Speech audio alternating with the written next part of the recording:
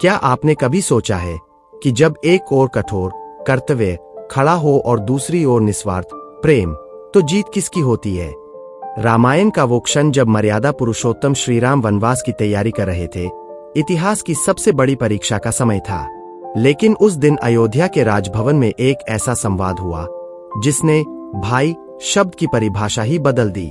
क्या लक्ष्मण ने श्रीराम की बात मान ली, या उनके प्रेम ने नीति के सारे तर्कों को धराशायी कर दिया?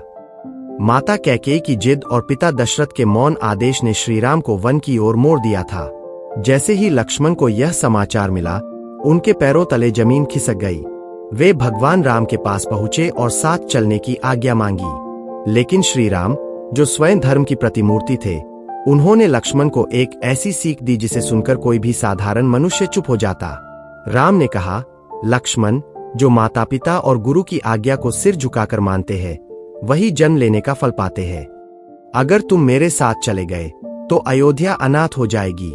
यहां रहकर प्रजा और परिवार को संभालो, वरना तुम्हें दोष लगेगा। श्रीराम की बातें नीति से भरी थीं, लेकिन लक्ष्मण का हृदय उस समय तर्क नहीं, सिर्फ विरह देख रहा था। व्याकुल होकर लक्ष्मण ने प्रभु के चरण पकड़ लिए। उनकी आंखों में आंसू थे और वाणी में अद्भुत समर्पण। उन्होंने जो कहा, वह आज भी हर सुनने वाले के रोंगटे खड़े कर देता है। लक्ष्मण ने कहा, हे स्वामी, आपकी नीति उनके लिए है जो धैर्यवान है, जो संसार में कीर्ति और मोक्ष चाहते हैं।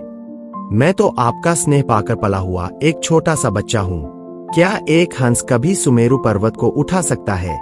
आप मुझे शास्त्रों की दुहाई न दे। मेरे लिए गुरु, माता, पिता और ईश्वर सब कुछ सिर्फ आप ही है।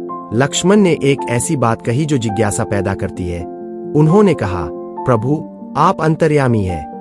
धर्म का उपदेश उसे दीजिए जिसे स्वर्ग या प्रसिद्धि प्यारी हो, जो मन, वचन और कर्म से केवल आपके चरणों में बसना चाहता हो।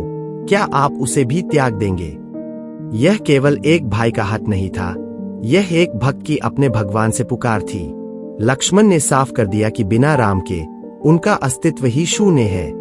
लक्ष्मण के इन शब्दों में इतना सत्य और अथाह प्रेम था कि मर्यादा पुरुषोत्तम श्रीराम का हृदय भी द्रवित हो उठा। वे चाहकर भी अपने भाई को पीछे नहीं छोड़ पाए। श्रीराम ने लक्ष्मण को गले से लगा लिया और उन्हें साथ चलने की अनुमति दे दी।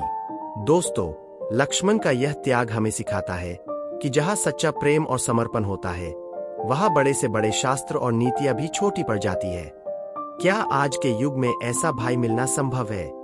अपनी राय हमें कमेंट में जरूर बताएं और ऐसी ही प्रेरक कहानियों के लिए सब्सक्राइब करें।